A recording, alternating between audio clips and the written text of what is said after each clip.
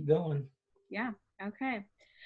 Well, we'll go ahead and get started. So this will kind of be a one-on-one training session. So if at any point in time you have a question, just feel free to ask. The purpose of this class is to go from whenever you have a lead in command or someone that says, you know, you met them at an open house and you want to plug them into your database into they want to start transacting, and then you'll move them along your sales pipeline. So we'll kind of cover all those different steps. So if at any point in time you have questions, just let me know. Okay. So, okay. So this is the home screen of command. The web address is agent.kw.com.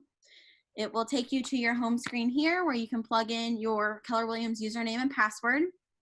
Then you'll hit sign in. Once this logs you in, this is the view of your screen. So Right. you can actually customize it if you want it to look any differently. So any contact task you have will pop up here. So if I made a note for all my contacts to follow up with them, then they would pop up here.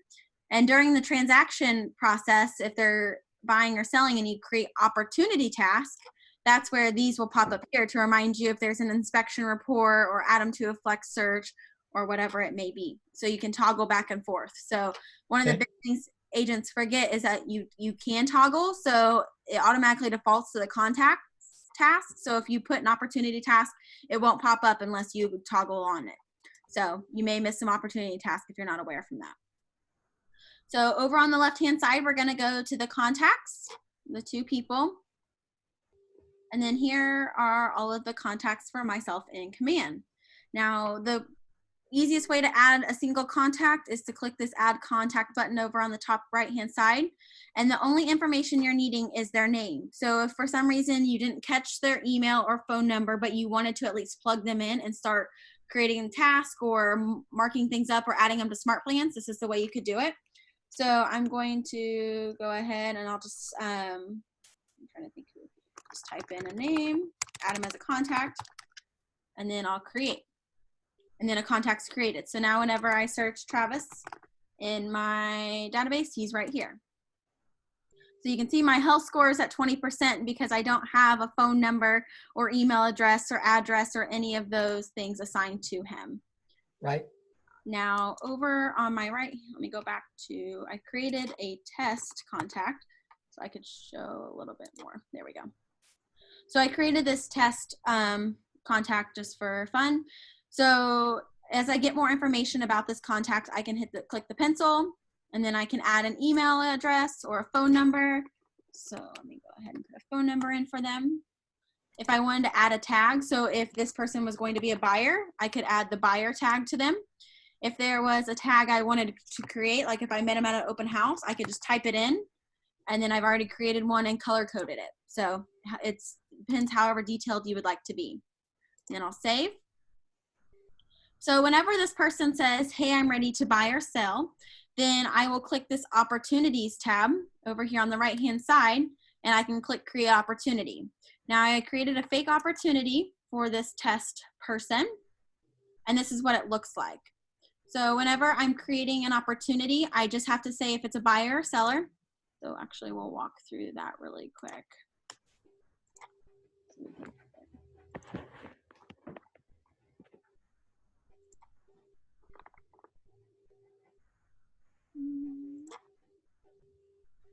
Opportunity, create opportunity. So this is the screen it pops up with. So it automatically defaults to our market center name. Everything in the red asterisk is what is categorized as required. If I was on a team, I would be able to select that drop down and select my team. Then I'm able to say if this is a listing or a buyer, or if it's a lease transaction. So if I say it's a buyer, I click buyer. Then it automatically adds my client's name in there. If this person had a spouse, I could select the co-buyer to mark them in here. And then the opportunity name automatically defaults to their last name in the system dash listing or buyer. Now, whenever you have a buyer, you're not sure what property they're going to go under contract with yet. So you can leave this defaulting. If it's a listing, you automatically already know the address. So if I knew the address already and it was a listing, I could say 987 Toledo Road, Springfield, Mo. 65807. The reason we ask that you put the opportunity name as the address, whenever we receive your closing checks, sometimes it's a little hard for us to track down the agent involved. So this is the only way that we're able to search for it. Sometimes if checks are carried over in the evening or agents drop them off and they don't sign them in, all we do is search for the address because that's the only thing listed on the check we can track it to.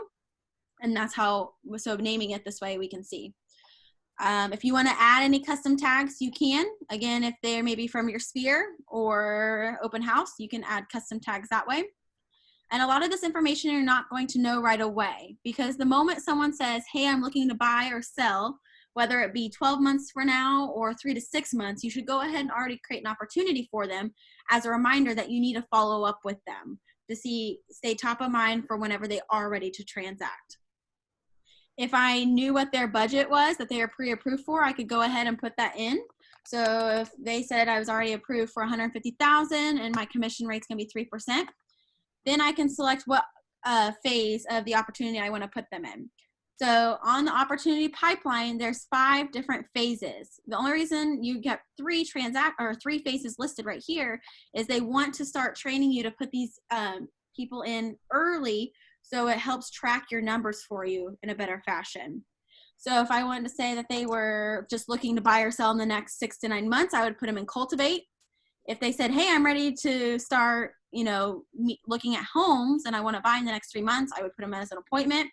Or if they're actively looking and you already have a pre-approval letter and buyer's agreements, documents signed, and they want to start looking, then I would put them as an active buyer. And then whenever that's all done, I would click the create opportunity. So quick question. If you have someone that wants to sell, list, and buy, is that 2 opportunities, or do you enter them once or twice? It is 2 opportunities. So you'll create a listing opportunity and a buying opportunity. Okay. Great question, because there's different documents and right now there's not a way to link them, unfortunately, but that will hopefully be the goal eventually that we'll move to with KWRI, but right now it's 2 separate opportunities. Great question. Okay. So now that I created my opportunity, every time I go to this contact, it will pop up with the opportunity. Now, if they've transacted with me 4 different times, it would have a 4 up here and it'll show me all the different opportunities I've ever had with them. So it helps track that for me. So when I open up my opportunity, this is what it looks like. So it has all the information we went ahead and already listed. And if for some reason I need to go in and edit it, I can just click this pencil right here. And down here, when you click the pencil, there's more boxes for you to track than it's listed when you originally create it. So whenever you go on an appointment, then you add the date that you had the first appointment or when it's scheduled and then when you actually met. And then whenever you go under contract, in the contract, so your buyer's agreement is the agreement 1, whenever you get buyer's paperwork filled out with them. Then whenever you go under contract, this is a new date. And then this is the close date. Now, you see you have an estimated close date, which you can then leave it that way, but then change the close date to the finalized date if for some reason changes. Because it will be tracking if whenever you estimate when it's supposed to close, how close it is to actually closing on time versus your other opportunities. So it's really great to go ahead and enter this information in if you have the time to, because it allows your numbers to be tracked at a higher level. And then also here at the bottom right, it also asks for finance type. So whenever you get their pre-approval letter and or their proof of funds and you know what kind of financing they're going to do, you can add this in there as well. And it's more information that KWRI as a whole is able to track within all of our agents to see what kind of financing majority of our agents are using. So here at the top, right over here is the opportunity ID. So we reference this a lot. If for some reason you have a question with this transaction, if you just send us this number right here, 1354904, then we are able to open that opportunity up. Or we can search it by the opportunity name, but it's just 2 different functions, whatever you prefer. If you have your client set up and shared your app with them, every time they are looking at your app or saving homes or browsing different ones, it will actually pop up in their buyer profile that they have created. So you can see that clients must be associated with your app before the guide is available, and it will start tracking everything that they've been looking at while using the app. So whenever we have a transaction with somebody and they say, hey, I'm ready to actively look, and you set a buyer's appointment with them, the first thing you're going to need to do is fill out buyer's agent's paperwork with them. So here's the documents tab. This is where all of your paperwork will lie. So in here, let me move this really quick, are 3 different folders. So we have the consultation, the under contract, and close folder. Under each of these folders are different placeholders for those documents to upload. So right now we are currently using dotloop as an e-signature platform. We are going to switch to DocuSign here in the near future. So for the time being, you can use dotloop for the forms. So what you'll do whenever you're ready to start that transaction, you'll click Start Transaction, and it will ask you to connect or ask you to open up either dotloop or DocuSign, whichever ones you have connected. Whenever you do that, you'll select which one. It will open up either a loop or a room, and you can get the necessary forms in that platform. So once you get those forms in that platform and filled out and completed and signed, then you'll bring them back over into Command for compliance review and to keep your documents and store your documents. So as you can tell, for the consultation, which is when you're meeting with the buyer from the very beginning before you go and start looking at houses, here's 3 different forms that you're going to need completed. If you're not sure what these forms look like, I have completed a compliance checklist with the form numbers listed next to each of the document names. But under each of these, whenever you click the underline word, it will pop up a sample, and I've went through and I've highlighted and wrote in what on this form needs to be completed. So for this form, all that's needed is your client's initials in the bottom right-hand corner. That's all you needed for that document to be compliant. Now this is the buyer's exclusive agency contract. Whenever you open up this one, I went through again and highlighted and put where you need to put where. So line 1, the buyer's names goes here. Line 2, you put Keller Williams in this line. And then right here, you need to either select which one they're looking for, kind of property. And so it kind of gives you a little bit of guidance as to what is needed. So this is kind of more on the compliance version, separate than the contract class itself. The contract class, Jim or Don will be telling you the specific items needed so you don't get sued. I did that today. Good. Okay. And so what's needed? And so this is just a reminder of, as you're going through that contract, oh man, I need to check this box, or, oh, I need to put Keller Williams here on this line. That's what goes here, or what needs to be filled out on what lines. So these are great reference points for you. And again, here's another form, and this is the buy side. So these buyer boxes would be checked and they would sign and date them. So these are just great reminders for you whenever you're getting compliance reviewed. So after I've received signatures on these forms, I need to upload them into Command for compliance review. You have a couple different options. So the first option is you can click Add File, and you can select from dotloop or DocuSign, whichever ones you had connected. The only reason mine doesn't show that is because if I connected them, I would be connecting the Market Center ones, and I don't want those kind of files. There's too many options to try to pull over or try to search through. Or you can manually pull them from your computer. Something great they've recently just added is this Attach Multiple Files button. So previously, agents would have to go Add File, manually, and then assign, and then add file, manually assign, back and forth. Now they've attached multiple files, so it's just one long drag. So Mo Broker, I can click here. I'll go and find out of my documents, Mo Broker. I need my contract, so my buyer's agency contract. So I'll go through and I'll find that one. And then I need my affiliated referral of business, so I'll find that from my computer.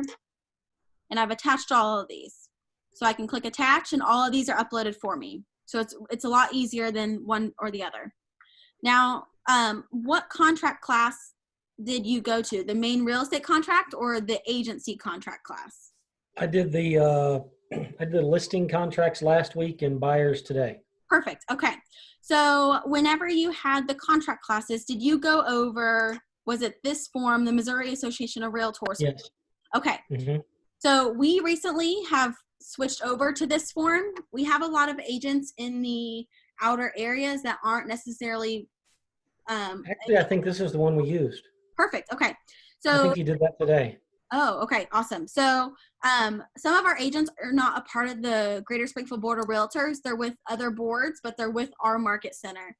So we're using the board forms, but since we have a lot of agents not in our boards but are with Keller Williams, we've switched to this form. Now, the GSBOR forms are completely legal and compliant to use as well. So that you may see two buyers agreement forms if during your transaction, if people are sending over those forms. So don't you won't have to worry about that. But since you're just starting out on this form, this is perfect. Learn this one and you're good to go. This is basically one form instead of two forms, so it makes it a lot easier. So now that I have my forms uploaded, you can see right here on the consultation folder, it now says open, which means I have documents in there, but I have not done anything with them. I haven't submitted them for review, and they haven't even been reviewed. So whenever I'm ready to submit for review, I just click Submit to Market Center and submit. And then now it's in submitted, and I can't do anything until it's been reviewed. If for some reason you're not sure, if you have a question or you need to chat with someone with compliance, you just click this add comment button and you can type in your message right here for more clarification. We use a third-party compliance company. They are based out of St. Louis. So no one in our market center is physically doing compliance. So this is the best way, is the message feature to talk to them if you ever have questions, or you can always contact Jim or Don for broker-related contract questions as well. But the rules for compliance is whenever you submit, there is a 24-hour turnaround. So if for some reason after 24 hours your documents have not been reviewed, just shoot me an email and let me know the property address, and right over here where the submitted button is, there is a time and date stamp. So you can say this file was submitted April 20th at 2:50 p.m. and now it's April 24th and this still has not been reviewed. And I'll email them and we'll get it turned around quickly for you. So now that I have my buyer consultation forms, whenever we're ready to put a contract in, here you'll click the under contract folder. And here's a new set of placeholders of all the documents that are required in a transaction. So under each placeholder is labeled either required, conditionally required, or optional. Meaning these are all the forms you're always going to need. These are conditionally required based on your contract that you filled out.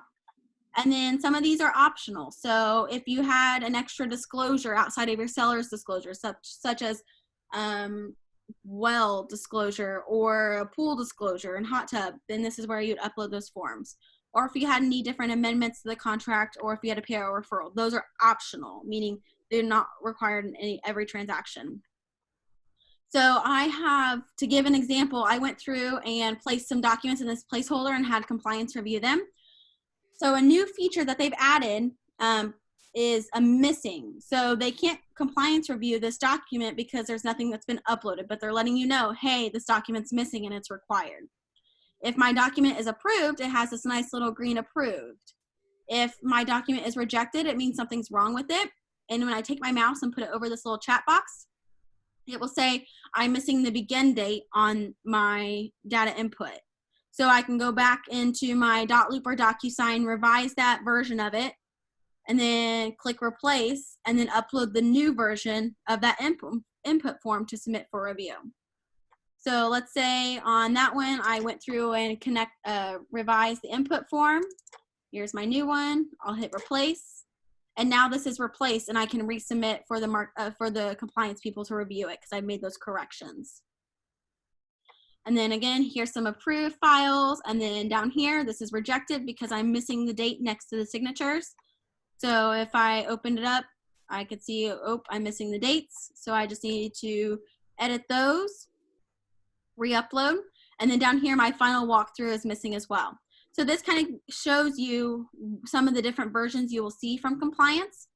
And then my measurement disclaimers were, so then whenever I'm ready for it to review again, I just click resubmit to Market Center and I'm submitted. The ultimate goal is for all three of these folders to say this nice little green approved. So approved, approved, approved, and this is the goal. And again, if for some reason you didn't know what necessarily was wrong with the excuse me, with the document that needs to be revised, you can just, again, chat with them in this chat box right here. If for some reason during the transaction you have a lot of other documents that may need uploaded, such as like invoices from maybe repair work that's done, the inspection report that you get back, then you can actually click Add Custom Folder and upload this. So I can say miscellaneous docs and create a folder. And so I can put all the documents that aren't needed for compliance in this folder to keep with my file. So if it's not listed on one of these lines, then it's probably not needed for compliance review. So you can just upload them in there to keep with you. Or if you're needing to upload a document and maybe there's not a placeholder for it, then you just click this Add Item button and you can list what it's called. So let's just say pool and hot tub disclosure. For some reason there wasn't a placeholder for it, I could just upload it and manually put it in here. Oops. And now my document is added at the very bottom, and it says custom. So whenever I hit review or review to the Market Center, they'll be able to review it for me.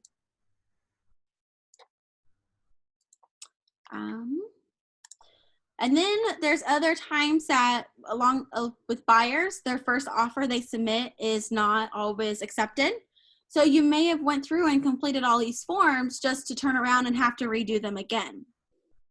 So instead of going through and replacing all of those, what you'll do is you'll click this under contract right up here, click add version, and rename it. So we could say offer number 2.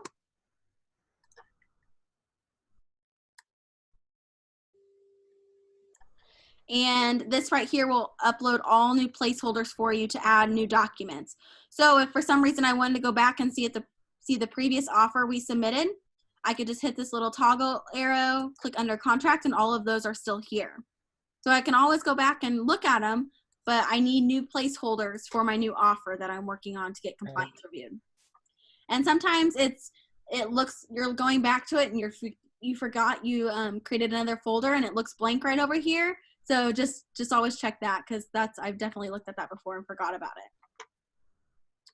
So that's what you'll want here. And then, like I said, ultimately you want all 3 of these to be green that say approved.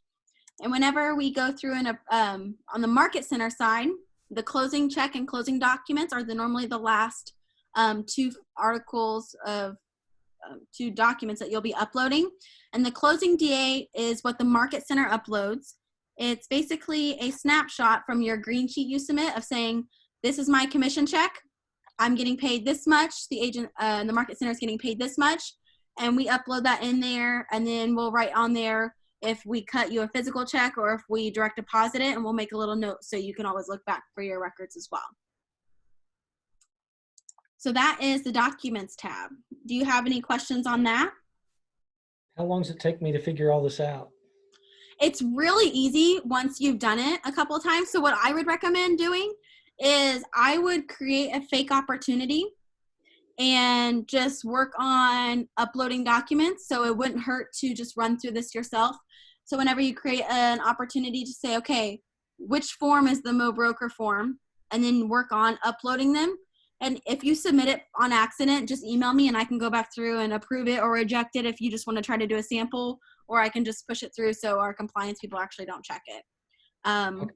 But it really, I promise, it's really simple once you've done it 1 or 2 times. It looks a little complicated, but overall it's pretty user-friendly. All right. Yeah. So then the next part of the sales pipeline is the offers. So currently we are using green sheets, which is like a DA, a disbursement authorization that I was just talking about, where once you go under contract within 4 days, you'll fill it out alerting the Market Center of, hey, I have this property that's going to close in X amount of days. This is the sales volume that's coming in. This is the amount of commission coming in. So we know what to project, and we can also help you along the way saying, hey, we see this property is about to close. Is there anything we can do to help you? Or if you have any questions over it. So eventually we will be switching over from our green sheet portal to this commission portal. But before you can do commissions, you have to enter in an accepted offer. So let's say that we put an offer in on 987 Toledo Road and it got accepted. We just need to add this into command. So we'll just say add new offer, and it automatically defaults to initial offer, and that's okay, whatever you want to call it. It's going to say what date did the offer get accepted and what date are you closing. I could say we're closing on the 30th. Then it pulls your search location from Google. So I don't think 987 Toledo Road is even a real road. So I'm just going to select one that pops from Google and click parties. And again, only the stuff in red asterisk is required. So it pulls in my buyer's name from the information I entered in earlier. It's going to ask what the seller's name is. So Mr. Seller. Then on my people, if I wanted to put that they were pre-approved or pre-qualified, I could. And it's going to default my name since I'm the one that created the opportunity for the buy side. And then it's going to ask who the agent's name is on the other side of the transaction. So the agent. And then it's going to ask for the terms. So from the offer, how much is getting paid cash? How much is getting financed? So let's say 20,000.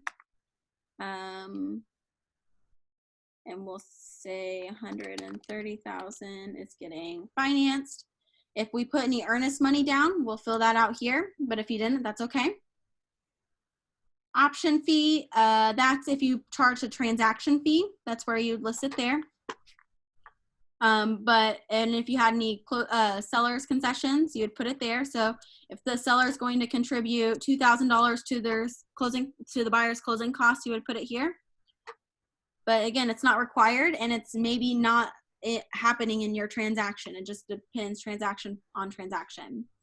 So then agent analysis, if you wanted to list any pros or cons about this offer, you could. If not, hit save, and then we have an offer listed here.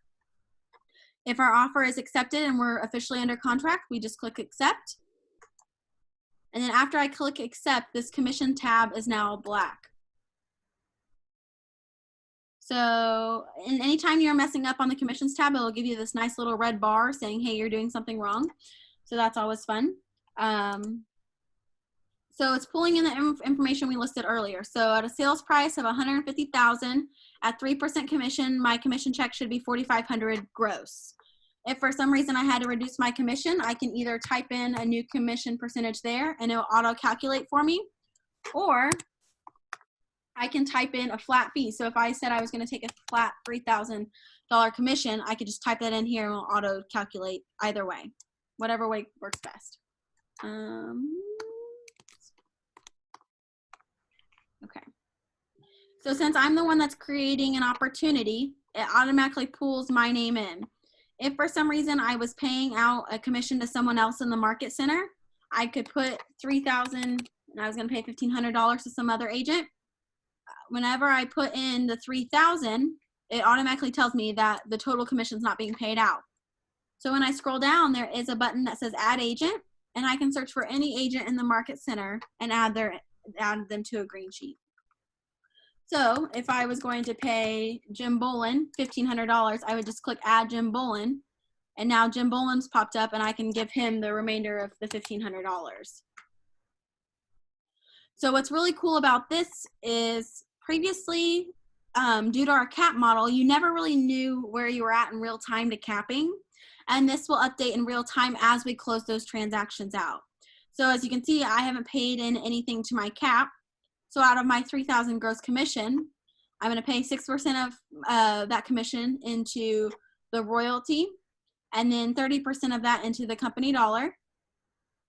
Now, if I wanted to donate to Keller Williams Cares, which is a 501c3 that benefits all Keller Williams agents if there's ever a national disaster, a natural disaster, or if we have agents in our market center that are suffering a hardship, they're able to submit a grant application for that. You can donate here. You can donate to KW Kids Can, which is Gary Keller's Quantum Leap class that teaches kids from the age of 18 to 24 on how to be the best leaders, how to build a plan to set yourself up in life. And it's probably one of the most beneficial classes I've ever taken personally.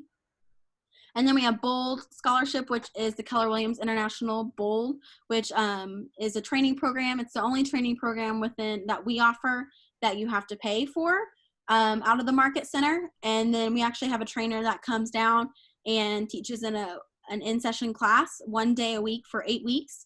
And it's about mindset and productivity, and it really encourages agents. And normally it's about 14, we average about 14 under contracts during that time frame with all of our agents, so it's really cool. But over here on the right hand side, we then have a summary. So if my commission was $4,500 and I paid this much into royalty and this much into company dollar, my net check is going to be $1,920. So it does all of that for you. Let me go ahead and remove Jim so it doesn't look so weird.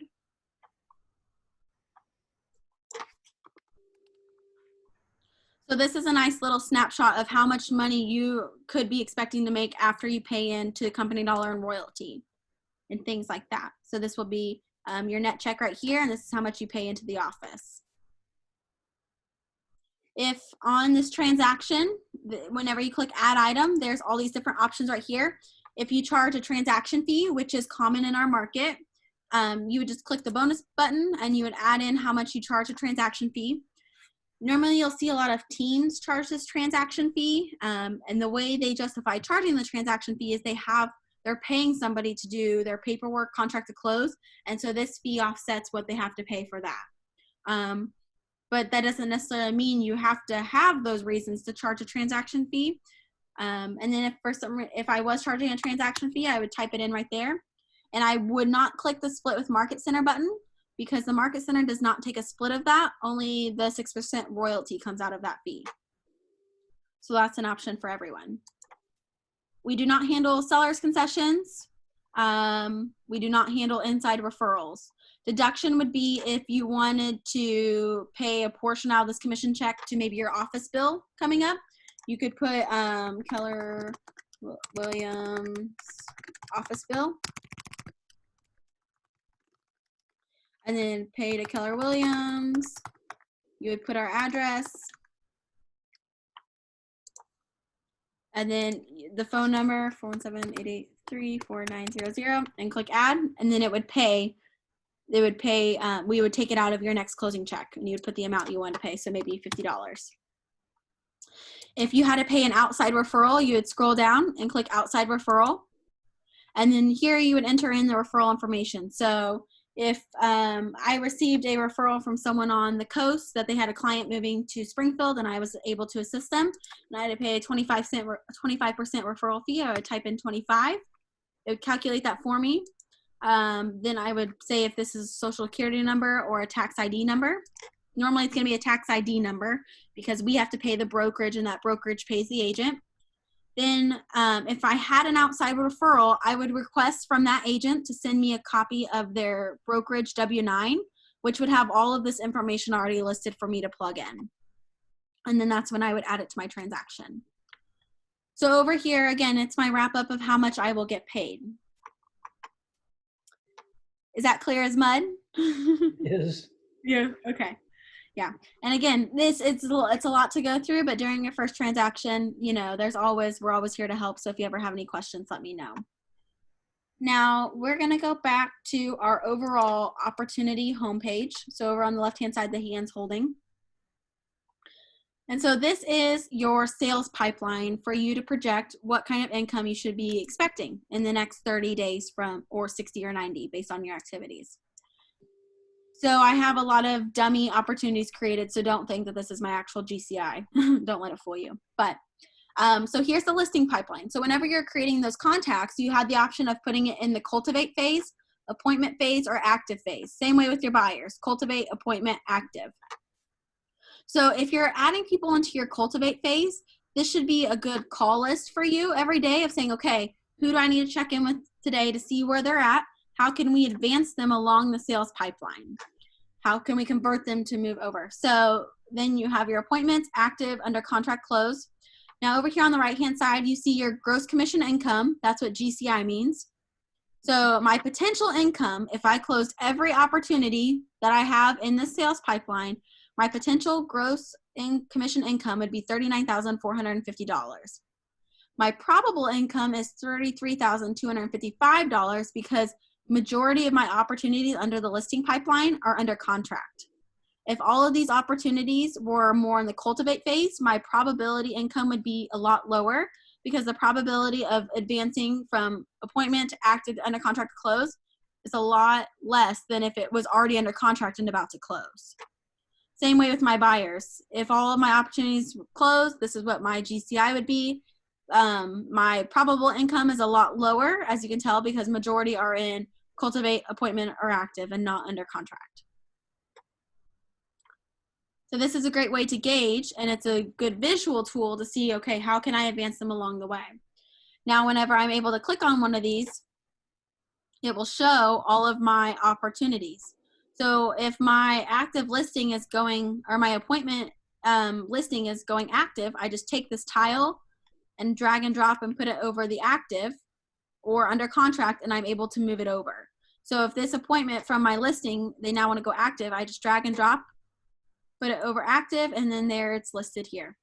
So if I want to keep advancing them down the pipeline, then I just click, and there I can find them all over here. Now, my stages look a little differently. So here at the top, under each phase, they have specific like default stages that you can go in and customize.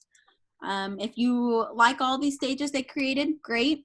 If you want to customize them, you can click this pencil and rename them. If you don't want them at all, you just click this trash can and delete them. Again, as you're starting to play around with it, you can see how it's operating, what works best for you, and then you can decide from there if you want to edit them or not.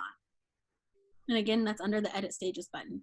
If you don't like the board view, you can click List View, and here's all of them listed for you right through here. So, yeah, okay. Any questions on that? Ma'am. Okay. Well, I think that is majority of that.